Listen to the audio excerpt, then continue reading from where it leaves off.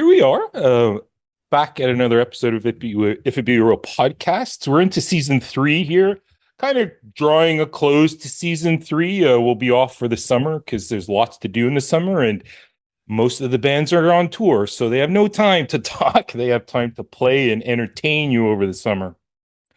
Today, I'm reaching across the oceans again. I'm have Holiday Ghosts. I have Sam and Kat from Holiday Ghosts who are out of the UK.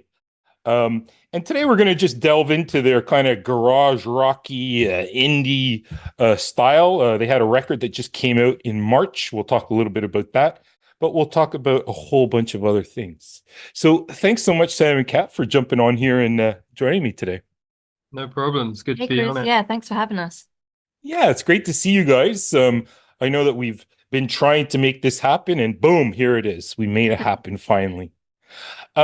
So you guys started off, Sam, as did you have Holiday Ghost as a band that you started before Kat got involved, or did Holiday Ghost come out of your union together?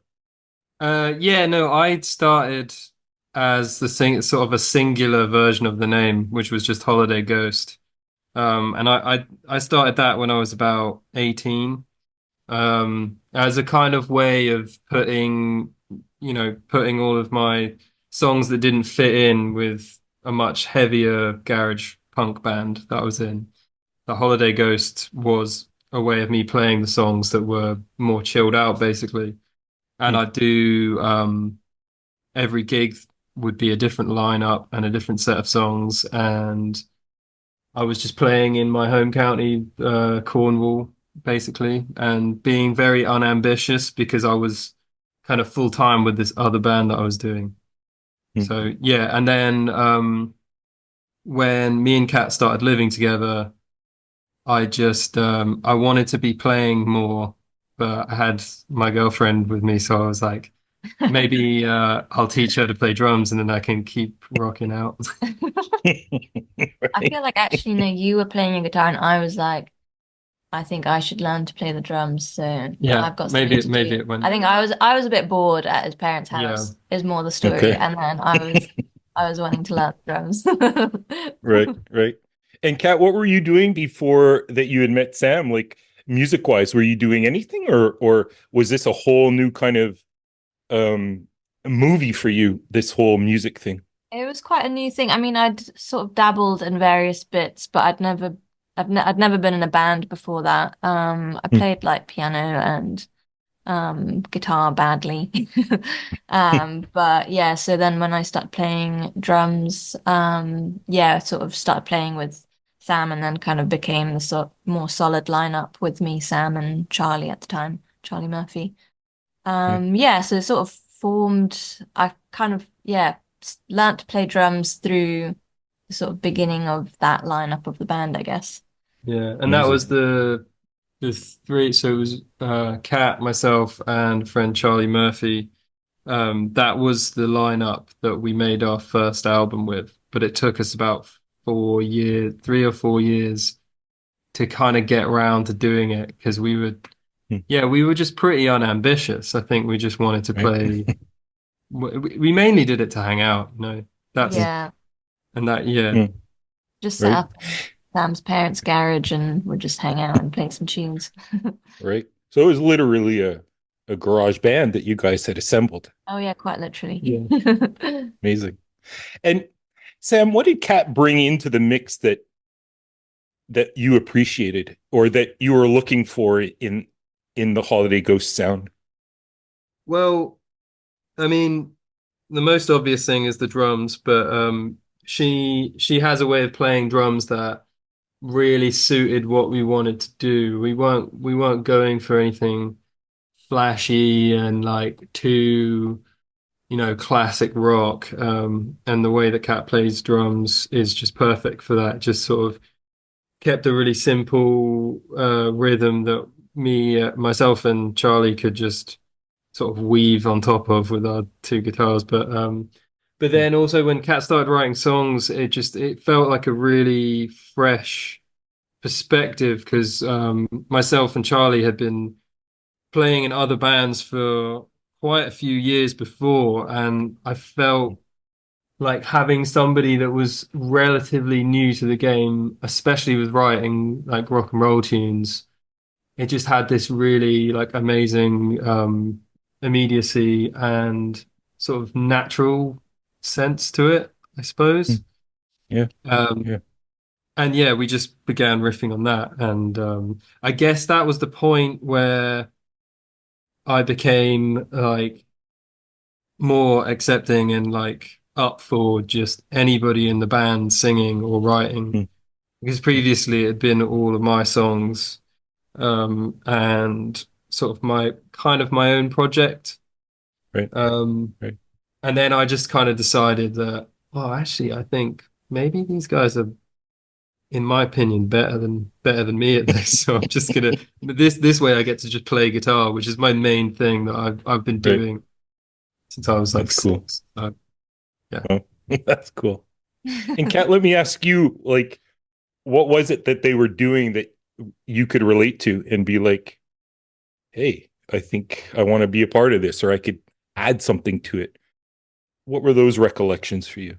Um, well, I think it was particularly exciting because I think I when I started seeing Sam, he introduced me to so many bands that are now some of my favorite bands, and I think Hmm. yeah, it was all like a lot of new stuff happening at once, including playing in the band, finding all these cool bands that I really loved, and then and then starting to write music that I felt like would maybe fit with what these guys were doing that felt like I don't know, it felt like sort of out of my comfort zone, but also just like quite natural at the same time, which was nice. Right. Yeah, I don't Right. know. I think it was just like a very What's your first band, is it it? was my first band and it still is my first band. My first and last and only band. Right. Right. And what were the trials and tribulations of learning the drums on the fly almost? Like how There did, were no, there were no tribulations. well, Well, I like did mean, it come naturally to you? Like I think about drumming and my son drums and I try to coordinate all four limbs together and it's just I have a hard enough time with two. Like what were how did it come so naturally or easy for you?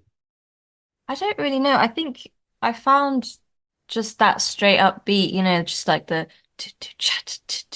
that beat. I just sort of Boom cha. boom boom cha that one. I feel like that one I just kind of picked up quite quickly. And then I've kind of just played that on like every Holiday Ghost song and not done too much else since. Yeah, You but just don't I tell can them. honestly say Yeah, it sure, it's took different. No, don't worry about it. Yeah. Go I ahead, can Sam. honestly Sorry. say from my perspective, it took Kat 2 hours to be like gig Oh, ready with drums. oh. Yeah, actually, it was a funny thing. Um, so we had one jam in my garage, and I think we played a T-Rex song. Hmm, Um, I can't remember which one it was. And then I was like, shit, this is really working. And then hmm. we didn't play for ages. And then my other band were playing in the Isle of Man, and we went to a house party, and I Oh, I nice. went outside, and oh wait, no, we just got behind a jam setup and started playing Stooges songs. And I Hmm. was like, wait, Cat's playing the drums right now, and this feels really rocking. And all of my friends from my other band just came in and saw her playing, and they were just like completely freaked out because they just didn't know that she could play at all. I And think they're also pretty high, so technically she couldn't. But yeah, it just took no time. Basically, is what I'm saying. Yeah. It was just an instant but also I wasn't connection. using a kick drum at that. Yeah, but lots of great drummers don't use kick. Yeah, but I feel like if you Hmm. haven't got the kick drum involved, then it's just your two hands, isn't it? That's You'd be surprised. yeah. No, it's we most musicians have heard of people like you, Kat, where can you listen to something one time and you're like, yeah, yeah, okay, got it. And then away they go. I feel like I Most can't do that with musicians any are other. envious of people like that. So we envy people that can pick it up. It's amazing though. Like I have a couple of buddies where you throw them a song and they'll just play the whole thing without even hearing the rest of it. Um, so it's pretty interesting. Let's talk a little bit about your songwriting process. So Sam, you were saying that you were in a band before writing songs, and then you had these other bunch of songs that weren't really fitting with what you were doing with the band. What were the differences between those two? Like you were saying one was a bit more punk rocky, and like what was that the heart of what you wanted to get out of Holiday Ghost?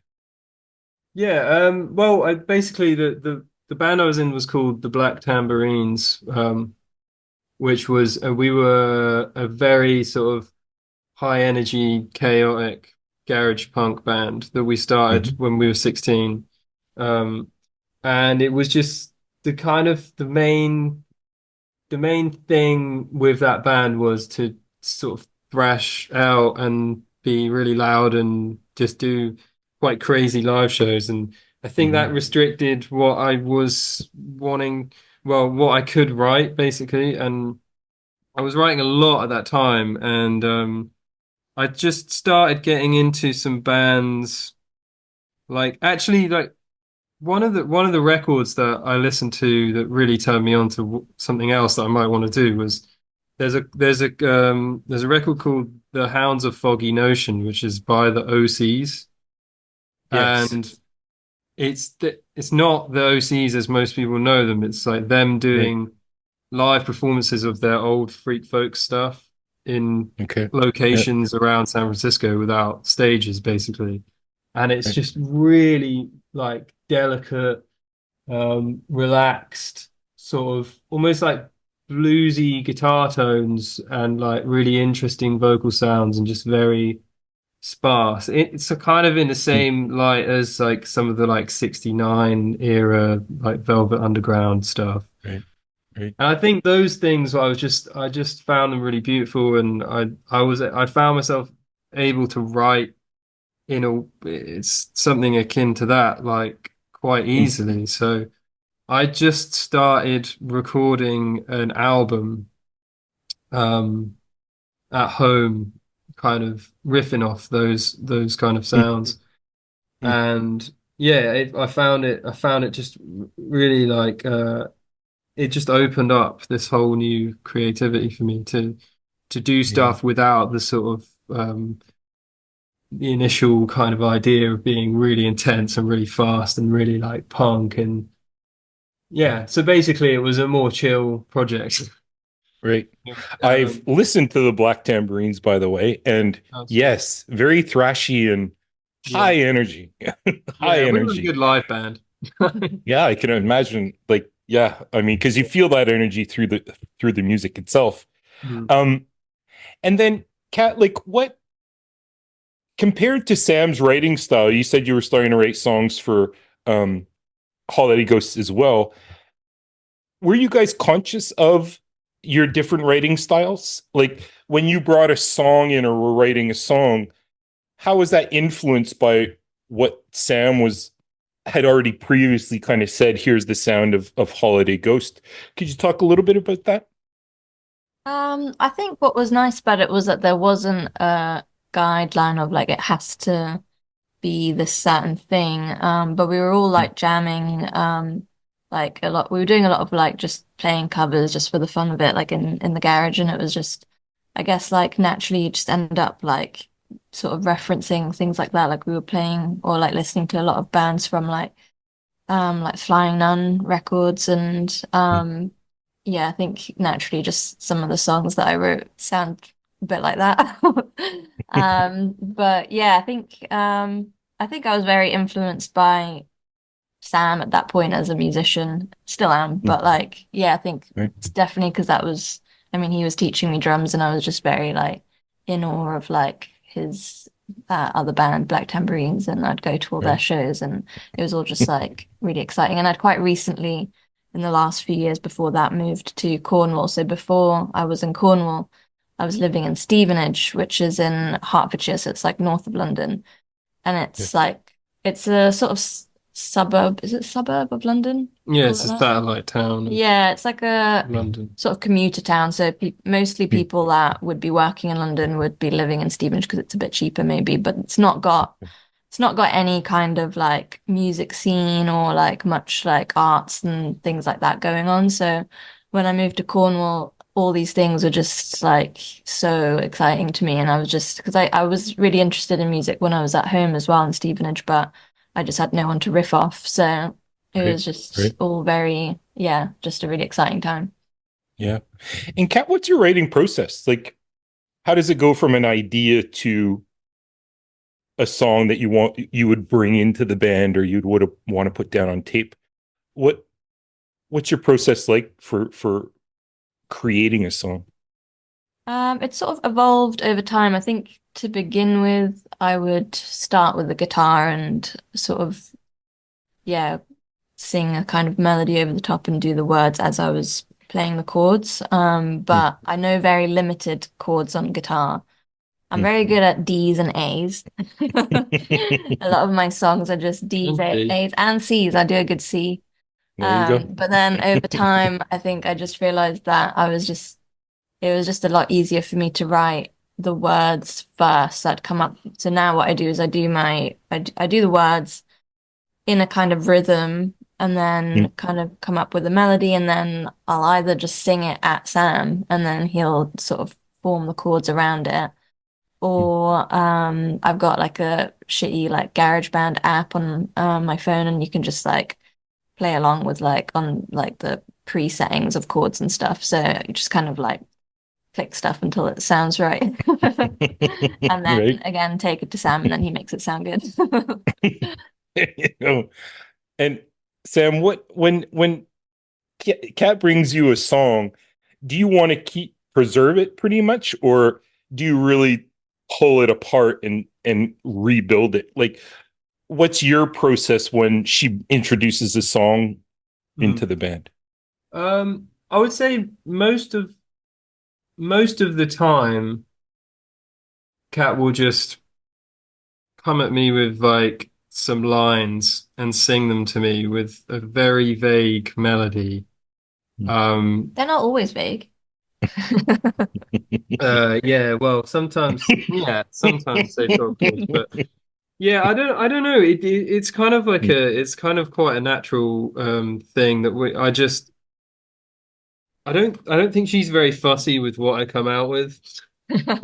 So I'll Right. just play as the first. It's quite often the songs that we come out with musically. The one of the, is like the first thing that emerges. It's not often a product of, oh, how are we going to write a bridge? Are we going to write this part? Are we going to Mm, write this part? For example, right. this new album we did. Um, Most of the songs, other than the ones that we collaborated musically with the other guys, me and Kat Mhm, just went to a place and we just set up with a guitar and a drum kit mm, and recorded 7 jams and mm, then wrote lyrics and sung over them. And then that is almost exactly the structure that you hear on the record. And they were all mm, kind of first take or second take. And then, Ben and Morgan in the band will be like, I don't really like that part. Should we just put another chord in here or should we take that part out or whatever? And that's when the real structuring happens. But yeah, I think so. There have been some demos that Kat has made on her iPad, which mm, have a real magic to them, and I do try to retain those vibes when they're like that. But I don't. To be honest, mm. you haven't done that for a really long And time, then I've gotten really lazy with so that. you have got pretty lazy with demoing. So yeah, I think it's more just I just start strumming chords when she's singing, and then we're like, does that sound good? Yeah. Right. Right. So it's much more of a collaborative effort now. Big I time. mean, Yeah. how many records in is this now? Like you're four, you've Five, done some 5 records in. five So this is LP. the fifth that just came out. Mm. Coat of Arms is Yeah, Mm. yeah. the fifth, right? Yeah. Yeah, and I was mentioning it before we hopped on that I've been listening through your catalog, and you have this great spirit of rawness, but happy, like uppity. It's definitely, if you know how to tap your toe, this music will do that. It'll make you start tapping your toe for sure. Probably Right. other things as well. Um, when you guys kind of look back on this record now, it came out March 29th, so Mm. like what, a week ago, I guess. Is that right? About Oh a no, that was April. month That was ago. a month ago. Close. You've had a bit of distance here now, kind of looking on it. Mm. How do you guys feel about the record that just came out? Coat of Arms. How does it fit in your catalog? In your opinions? Well, I think it basically when we set out to do it, I think we really wanted to make something that was very succinct and a bit shorter and more of one style than our other albums. All of our other albums, whether they sound like this or not, we kind of set out to show the biggest variety of what we're capable of doing. I think like bands like a Yola Tango album, for example, where Mhm. it flips between styles. I think we kind Yeah. of saw ourselves in that light. And then with this record, I think we just wanted to do something that was like you put it on almost for one reason and you listen to it and it's short and it's condensed. And I feel like it does that really well. Mhm. And yeah, I'm very happy with it. I can't say I've listened to it um in a while because I don't tend to listen to our music Right. once it's mastered. Basically, once the project is finished, I kind of save my listening to when we play it live, you know. Right. Right. That Um, makes sense. but Yeah. yeah, I'm very happy with it. I feel like it's maybe one of the more sort of poppy records Hmm. that we've made. Yeah. Yeah. It's interesting because as I was mentioning, listening through the catalog, I looked at who wrote each of the songs. And in your earlier albums, you can kind of tell, like the songwriter, like it had a different feel to it a bit. Yeah. As the opposed to like Sam when you were writing song as the cat writing a song, and I found this one I could not tell anymore. It just was the flow of it was just so much more cohesive. Not that the other stuff isn't amazing. I love the rawness of it, but like you said, it does have that popular feel to it. Mm. Um, Kat, I'd love to know what your impressions are, kind of looking back on it. Like, what do you think of that body of songs that you guys assembled, in March? Yeah, I mean, same as Sam. I'm really happy with the album for sure. It definitely, I feel like it feels like it was a very long project of mixing it, so it Hmm. feels really exciting that it's out as well. Even though actually, to be honest, it wasn't that long because we recorded it in, was it January last year Yeah. before? So I guess between recording it and releasing it was about a year. But yeah, it's really nice as well. And it's one thing I love about putting an album out as well is that you've then got like 10 new tracks that you can choose from when you're doing your live shows as well, Right. which is like my Right. favorite part of doing the band, I think, is doing the gigs. So I think Amazing. that's been a good part of it for me. That's wicked. But the album. Um, I like the album. Yeah. I said that at the start. That was the first um, thing. and what's the rest of 2024 looking like for you, for Holiday Ghosts, the record? I saw you have a couple of shows that are coming up, and like what does 2024 look like for the band? We've got like mainly Europe stuff, I think, coming up. So we've got a few days in May where we're going to Netherlands and then we're going to France in Early June. June, yeah. And then we've got a few little like European festivals dotted around. And then we're playing a festival called End of the Road, which I'm really excited about, It's a great in one. August. Yeah. We Um, have actually got um 5 shows coming up within the next 3 weeks in Brighton.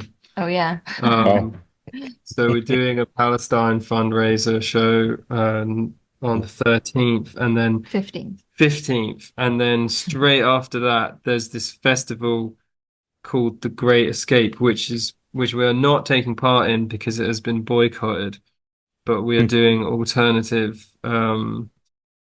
sort of locally Unofficial stuff. unofficial, yeah, Cool. shows. And we're doing Those that know will know, right? those Those that that know will know, know. Yeah, it is right on. it's sort of unscheduled.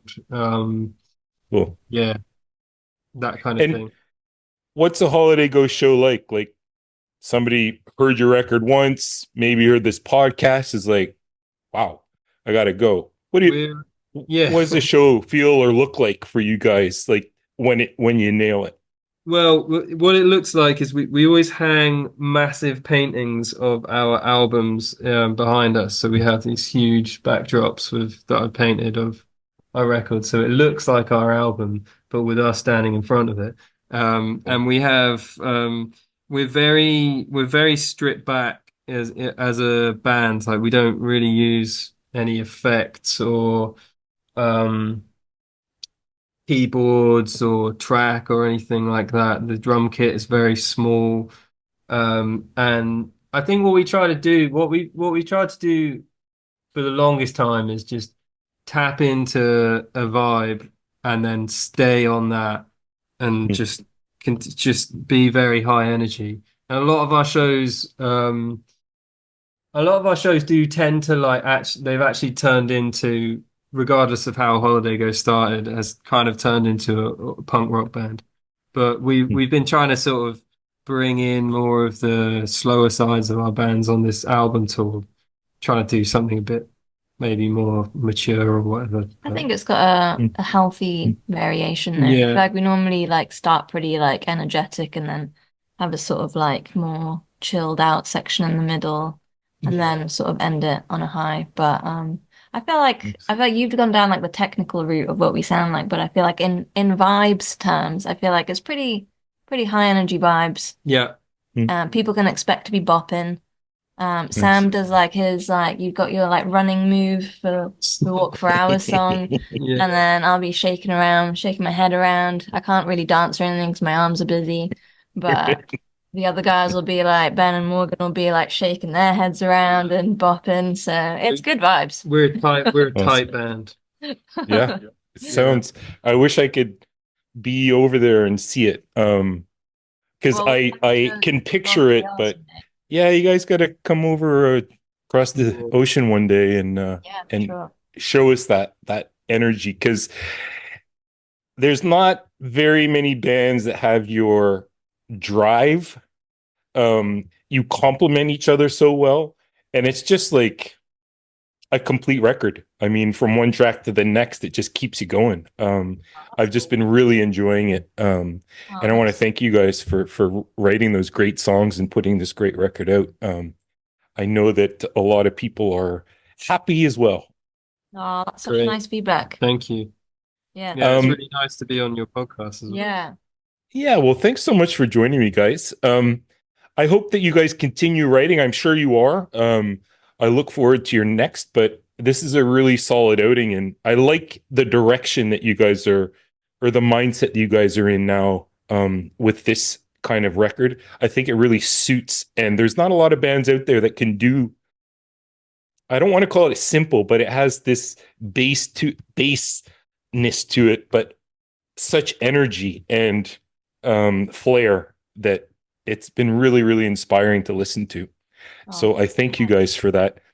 And I wish you a ton of great happiness and success with these shows. And I'll definitely be following you guys down the road. It's been cool. And Sam, it's good to know that Black Tambourine was something that you were involved in because I mean, I used to listen to that when it was coming out, and oh yeah, that'll wake you up too. We have to specify it's the Black Tambourines because there's a really great Baltimore rock band called Black Tambourine Sure. that we actually got a lot of flack for. We didn't Oh, realize before we put a 7 inch out that that band existed, and I was like, I can't listen to this band because they're so good that I'm going to be inspired by them, and we share the same name, and people are already angry at me, and it was just too late to change. So yeah.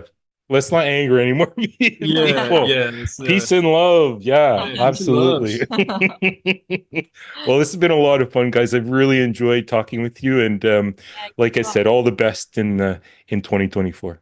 Yeah, you too, Thank you man. very much. Come visit us in Brighton sometime. We'll do. We'll do.